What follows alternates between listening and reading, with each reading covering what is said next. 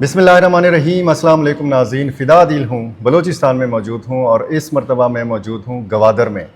गवादर का क्या मुस्तकबिल है और गवादर शहर असल में है क्या, हम सुनते रहे हैं, हम बात करते रहे हैं गवादर के हवाले से भी, लेकिन बहुत ज़्यादा हक़ाइक़ हैं और बहुत ज़्यादा चीज़ें ऐसी हैं कि जब आप ख़ुद अपनी आँखों से देखते हैं तो आपको पता चलता है।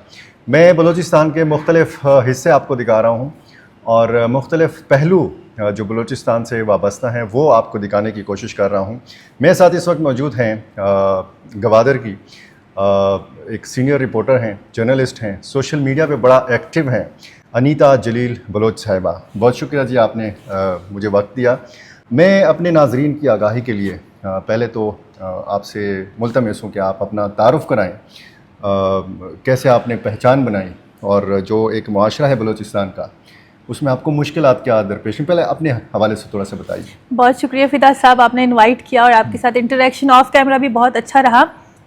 जनाब, तो मेरा नाम अनीता है, ताल्लुक़ मेरा ग्वादर से है और मैं व्लॉगर भी हूँ।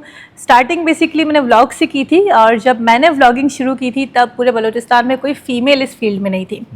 तो एक शौक़ था मेरा शुरू से कि मैंने कुछ करना है और तब उस टाइम पर डिजिटल मीडिया पर न्यूज़ इतना कॉमन नहीं था, लेकिन ज़्यादातर लोग मेन स्ट्रीम मीडिया की तरफ ही जाते थे और हर चीज़ के लिए, न्यूज़ के लिए। तो मैं चाह रही थी कि एक अच्छा मीडियम है यूट्यूब, इसके थ्रू मैं अपनी बात भी रख सकती हूँ, अपने एरिया के मसाइल भी दिखा सकती हूँ और एक डेली लाइफ के ग्वादर सिर्फ यूट्यूब स्टार्ट मैंने सिर्फ यूट्यूब से किया था। किस और नाम सिर्फ से, अपने नाम से अपने अनीता जलील बलोच व्लॉग्स है मेरा चैनल है। ठीक। तो मैं बेसिकली शुरुआत किया मैंने अपनी डेली लाइफ से कि एक आम ग्वादर का बंदा किस तरह रहता है। और सब मैं घर के काम भी दिखाती थी, बाहर अपने ऑफिस के काम दिखाना और डेली के जो मसाइल हैं, जैसे घर पे लाइट का मसला है, पानी का मसला है, कोई इवेंट है, हर चीज़ कवर करती थी। लेकिन उस टाइम पर प्रॉपर जर्नलिज्म में नहीं थी, शौक था, अपने चैनल के थ्रू करती थी। खैर, उस टाइम मसाइल यही थे कि क्योंकि कोई फीमेल थी नहीं इस फील्ड में, तो बहुत से लोगों ने माइंड किया ये चीज़। अच्छा। बहुत सारी फैमिली को कन्विंस करके ही मैं वहाँ तक पहुँची थी। तो ये धमकियाँ और ये सारी चीज़ें, हैरेसमेंट सोशल मीडिया पर, ये बहुत एक बहुत ही लेवल तक चला गया था। लेकिन खैर फिर एक चीज़ जो यूज़ टू हो गई थी और मैं अपना काम नहीं रोक रही थी इन सब चीज़ों के बावजूद, फिर जो है ग्वादर का एक, बल्कि मैं कुरान का पहला डिजिटल मीडिया प्लेटफॉर्म है ग्वादर पोस्ट, उनके थ्रू मैंने अपना पॉडकास्ट चैनल शुरू किया। मतलब पॉडकास्ट, वो न्यूज़ चला रहे थे, मैं पॉडकास्ट करती थी। इस तरह मेरा शौक़ ज़्यादा रहा है सॉफ्ट स्टोरीज़ करना, मेरा शौक़ रहा है लोगों को जो कुछ अलग कर रहे हैं माशरे में उनको उस चैनल के थ्रू जो है दिखाना।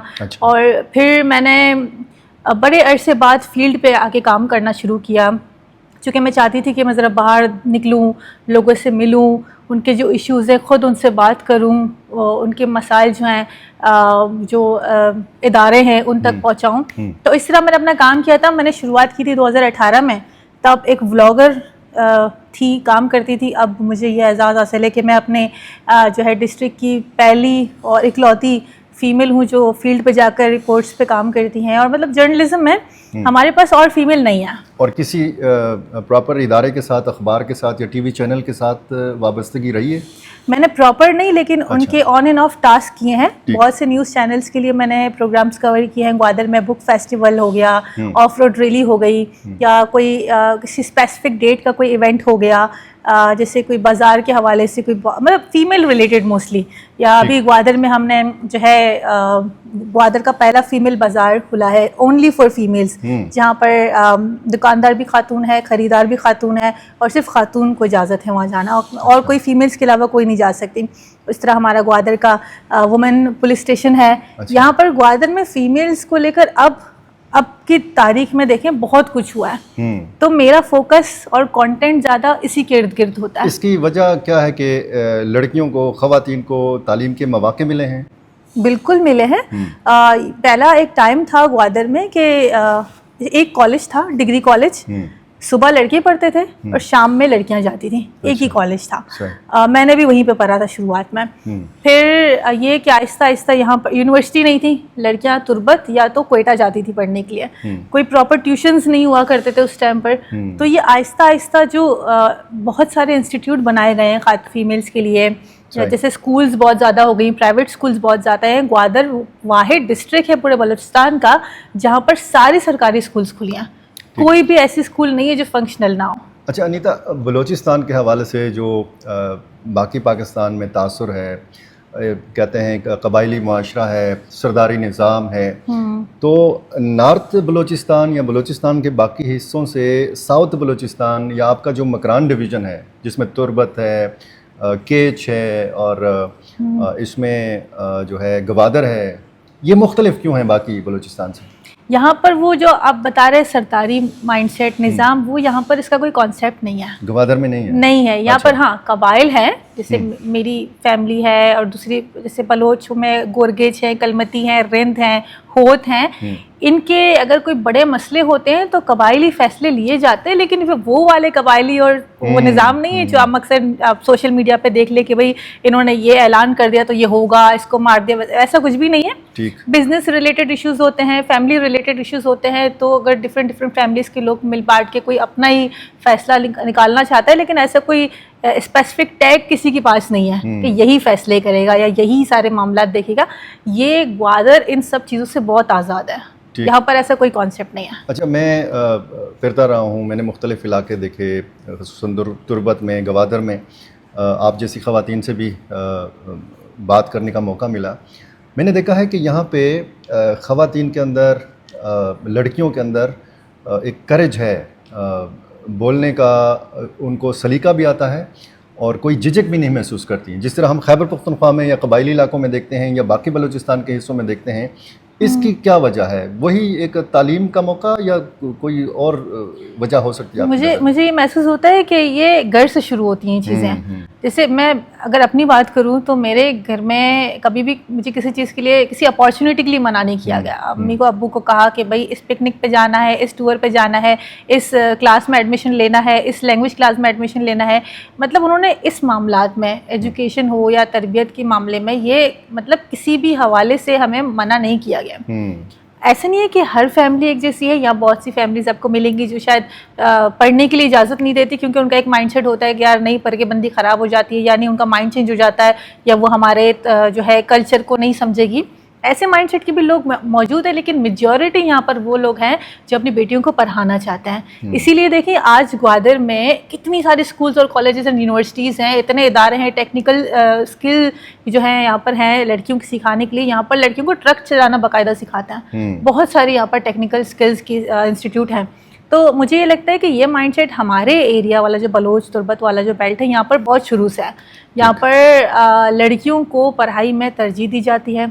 अगर लड़की घर पे है तो लड़की को लाजमी पढ़ाते हैं, और ये मैंने देखा भी है कि यहाँ पर लड़कियों की तालीम को बहुत ही ज़्यादा इम्पोर्टेंस दी जाती है। तो मुझे लगता है कि ये एक हो सकता है कि अच्छा, दूसरी चीज़ ये है ना कि कल्चर, हमारे कल्चर में ये चीज़ है।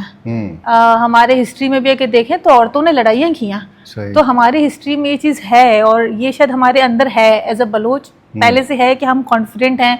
और हम अपने अगर जितनी फीमेल से बात की, ऐसा नहीं कि सब, बहुत से हिचकिचाने वाले भी हैं, लेकिन मोस्टली अगर वो एक्सपोजर उनके पास है, वो नहीं डरती इन मामलात में, तो वो हमारे पास ये चीज़ बहुत चिल सीन है इस मामले को लेकर। अच्छा, मैंने ये भी देखा है कि चाहे जितना भी एक रोशन ख्याल, आज़ाद ख्याल ख़वातीन बलूचिस्तान के मुख्तलिफ हिस्सों में हैं, पढ़ी लिखी ख़वातीन हैं, ये अपनी रिवायात नहीं छोड़ती, अपना लिबास नहीं छोड़ती। आपने जो लिबास पहना हुआ है कितने का है?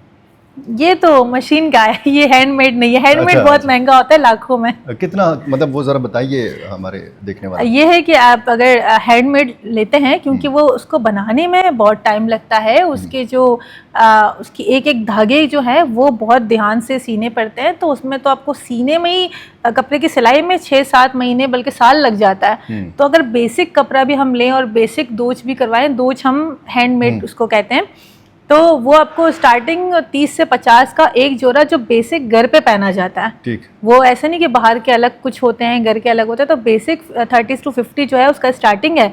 लेकिन अगर वो कपड़ा भी बहुत अच्छा हो, धागा भी बहुत अच्छा हो, तो वही प्राइस लाखों में चली जाती है। और इसका मखसूस कोई नाम है इसलिए? हाँ, बहुत। इसको तो हम नॉर्मली बलूची ड्रेस कहते हैं। अच्छा। लेकिन हर बलूची ड्रेस पे जो डिजाइन होती है उसका एक अलग नाम होता है। तो जैसे जालार होता है, जालार नॉर्मली इधर लगते हैं, वो एक लकीर होती है डिफरेंट, इसका अलग नाम है, इसका अलग नाम है, हर चीज़ का डिफरेंट नाम है। इसलिए वो ये कीमती इसीलिए है क्योंकि इसको बनाने में बहुत टाइम लगता है। और पता है यहाँ पर ख़वातीन जो ऑफिस में काम नहीं करती या बाहर काम नहीं करती, वो ये काम करती हैं। यहाँ अच्छा। हर घर में एक औरत एक कपड़ा पूरा दिन सी रही होती है। अच्छा। घर के काम के साथ वो ये काम करती है। आपने खवातीन के बाजार का जिक्र किया, तो इस बाजार से हट के भी खवातीन कारोबार कर रही हैं, घरों में से बाहर? ये तो मैं कहती हूँ ये चीज हमारे कल्चर में है। और ऑनलाइन बिजनेस ऑनलाइन भी करती है। यहाँ ग्वादर मैं कह रही हूँ ऐसी जगह है जहाँ आपको हर घर में एक औरत मिलेगी जो खुद का कमाती है। ये कपड़ों का तो बहुत बेसिक है, ये बहुत आम है।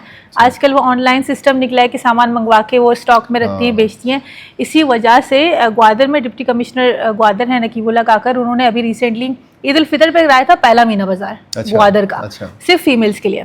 तो उसमें ये हुआ था कि हमें तब पता चला कि बहुत सी फीमेल्स काम कर रही हैं। सबको स्टॉल्स चाहिए थे, जगह 15 थी लेकिन स्टॉल्स 30+ लोग इंटरेस्टेड थे। और वो सारे वो लोग थे जो सालों से काम कर रहे हैं और जो हमारी नज़रों में नहीं आए थे क्योंकि वो घर से काम करते थे। फिर अभी जो वुमेन बाज़ार बना है वो भी इसी डिमांड पे बना है, क्योंकि जब वुमेन बाज़ार की शॉप्स का लोगों को पता चला तो हमारे पास 50+ रिक्वेस्ट आई थी और दुकानें सिर्फ 15 से 18 थी। ठीक, तो बिजनेस का रुझान है। एक जर्नलिस्ट भी हैं, रिपोर्टर हैं, फिरती हैं, लोगों से बात होती है, और आपकी इन सारे मामलात से हटके बलूचिस्तान भर पे और पूरे पाकिस्तान पर भी ज़ाहिर है कि नज़र होगी, क्योंकि पूरे पाकिस्तान की नज़र इस वक्त गवादर के ऊपर है। और सी पैक के तनाजुर में और फिर गवादर पोर्ट, मुस्तकबिल आप इस रीजन का और गवादर का क्या देख रही हैं? देखिए, नॉर्मली लोग ग्वादर को जो बलूचिस्तान से हट के लोग हैं वो सी पैक के हवाले से जानते हैं। सी पैक प्रोजेक्ट इतना कॉमन है कि लोगों को नहीं पता ग्वादर में क्या है, ग्वादर कैसी जगह है, लेकिन बस सी पैक से रिलेट हो गया तो सबको पता चला ग्वादर क्या है। जबकि अगर एक शख्स वाकई में ग्वादर को जानता है तो वो अपनी कुदरती खूबसूरती की वजह से बहुत मशहूर है। ये डीप सी पोर्ट के अलावा अगर आप और आसपास चीज़ें देखें, ग्वादर बहुत खूबसूरत जगह है। और नो डाउट सी पैक के बूस्ट के बाद वो जो इनिशियल स्टेज था उस पर बहुत काम हुआ, ज़मीनों का काम हुआ, मछली का काम हुआ, बहुत सारे बिजनेसेस जो हैं हाईलाइट हुए, बहुत फ़ायदा हुआ लोकल्स को। लेकिन अब ये जो कंटिन्यू चल रहा है अभी, तो इसमें बहुत से जो लोग हैं आई वुड से कि उन्हें शायद अपॉर्चुनिटी नहीं मिली। सी पैक यहाँ होने से हमें बहुत खुशी है। पर्सनली मैं ग्वादर की शहरी हूँ, आई एम वेरी हैप्पी कि मेरे शहर को और लोग जानेंगे, मेरे शहर को बिजनेस मिलेगा, मेरे शहर के जो मेरी बहन भाई हैं यहाँ पर और उन सबको काम मिलेगा, वो सारे रोज़गार होंगे उनके पास। रोज़गार होगा तो बंदे को और क्या चाहिए, एक बेसिक फैसिलिटीज़ और एक रोज़गार। तो रोज़गार होगा तो मुझे सबसे ज़्यादा खुशी होगी ना कि मेरा रोज़गार नहीं है जिन इलाकों में, तो क्या ये वजह है कि वहाँ का नौजवान गुमराह हो गया है? ये तो डिपेंड करता है कि आपके जहन में क्या है। मैं अगर बैठे बैठे आपसे 1 घंटा अपनी कोई आपको बात बताऊं तो मैं आपको यूं आपका माइंड चेंज कर सकती हूँ। इट डिपेंड्स कि आप अंदर से आपका क्या फीड है, ये डिपेंड करता है। अगर आपके जहन में शुरू से कुछ और है तो आप उसी तरफ लाजमी माहिल होंगे, लाजमी आपका माइंड वहाँ जाएगा। लेकिन मेरा खैर बात का मकसद ये था कि अभी सी पैक की वजह से बहुत से लोगों को पोर्ट में अपॉर्चुनिटी मिली, बिजनेस में अपॉर्चुनिटी मिली। यहाँ पर ग्वादर में बिजनेसमैन आए, उन्होंने अपना जो है बिजनेस प्लान किया। लेकिन अभी इस वक्त कुछ चीज़ें हैं जिससे ऑब्वियसली लोकल चाहेंगे कि उन्हें भी उसके साथ रखें किसी प्लानिंग के। अब सबसे बड़ा गिला जो है, अगर आप माहीगिरों के पास जाएंगे, माहीगिर जो है बुनियादी लोग हैं यहाँ के, ठीक है। यहाँ पर तो रोज़गार ही शुरुआत में माहीगिरी है। यहाँ पर एक या तो ऑफिस में बंदा काम करेगा या माहीगिरी करेगा। तो माहीगिरों का सबसे बड़ा कंसर्न यही है कि अगर कोई प्रोजेक्ट पे काम होता है ग्वादर में तो क्यों कुछ स्पेसिफिक लोगों को ही वहीं पे बिठा के उनसे पूछा जाता है, एक लोकल माहीगिर को क्यों नहीं पूछा जाता, या कोई सर्वे क्यों नहीं कराया जाता, या उनकी क्यों नहीं सुनी जाती। यहाँ ऐसे 1-2 प्रोजेक्ट्स हैं जो कामयाब नहीं हुए, उनका समंदर रिलेटेड। उनका सबसे बड़ा मकसद यही है क्योंकि वो जब लोकल फील्ड पे बंदा काम कर रहा है, एक इंजीनियर है किसी और मुल्क से आके यहाँ काम कर रहा है, तो उसका इस माहीगीर से इंटरेक्शन ज़्यादा इम्पॉर्टेंट है। वो उसको पूछे कि भी ये जगह कैसी है, ये प्रोजेक्ट हम यहाँ पे ला रहे हैं कितना सस्टेनेबल है। ये एक मुझे लगता है शिकायत है। बाकी इस प्रोजेक्ट से ना किसी एक आम ग्वादरी को तकलीफ़ है, ना हमें तकलीफ़ है। हम तो खुश हैं ऐसे और प्रोजेक्ट्स आए, लेकिन इसकी सबसे बड़ी खुशी ये होगी कि हर प्रोजेक्ट में एक लोकल बंदे को लिया जाए, ठीक, लोकल लोगों को इन्वॉल्व किया जाए। गवादर का समंदर ज़ाहिर मशहूर है और सीपेक के हवाले से शोहरत में मज़ीद इजाफ़ा हुआ है। एक आप मशहूर हैं गवादर के हवाले से। गवादर का और क्या मशहूर है खाने के हवाले से? एक तो लिबास की बात हो गई, यहाँ की सौगात क्या है? ग्वादरी हलवा, अच्छा, that is very famous. Sohan halwa या किस किस्म का? नहीं, सोहन हलवा से थोड़ा मुख्तलिफ है वो। ग्वादरी हलवा तो जो है, खजूर का हलवा मैंने तुरबत में खाया है। हाँ, नहीं, वो मुख्तलिफ, ये बहुत मुख्तलिफ है उससे। अच्छा। ये जो जब ग्वादर ओमान का हिस्सा था, ये तो बाद में ग्वादर पाकिस्तान का हिस्सा बना था, तो जब ओमान का था तो ये तब से यहीं पे बिक रहा है और ये ओमान में भी बिकता है, यहाँ पर भी होता है। और ग्वादर में जब कोई शख्स आता है तो वो लाजमी इसे टेस्ट करता है। इवन हम कहीं जाते हैं तो एज अ ग्वादर की सौगात हम वो ले जाते हैं उनके लिए। तो ये बहुत ही ज़बरदस्त हलवा है और हम कभी भी ट्रैवल करते हैं तो अपने दोस्तों के लिए लाजमी लेके जाते हैं। और दूसरी चीज़ है, एक बलूची चादर कहते हैं हम उसको, वो आपने ऑब्वियसली देखा होगा, वो उसे हम लांकी कहते हैं। अगर मैं सपोज किसी और कंट्री ट्रैवल करती हूँ, अगर मैंने बलूची से हट के कुछ पहना है तो मैं लाजमी वो चादर लेती हूँ, क्योंकि वो आपकी एक पहचान है, आपके कलर्स हैं। बिल्कुल, अपनी पहचान को नहीं भूलना चाहिए। नाज़रीन, मैंने हमेशा वीडियो के आखिर में आपसे रिक्वेस्ट की है कि मेरा चैनल सब्सक्राइब कीजिए। मैं आज रिक्वेस्ट करूँगा कि अनीता जलील बलोच के जितने भी सोशल मीडिया प्लेटफॉर्म्स हैं उनको सब्सक्राइब कीजिए, उनको फॉलो कीजिए। और आखिर में ये बात ज़रूर याद रखिए कि आपने कमेंट बॉक्स में अपनी राय से सिर्फ मुझे नवाजना है। बहुत शुक्रिया।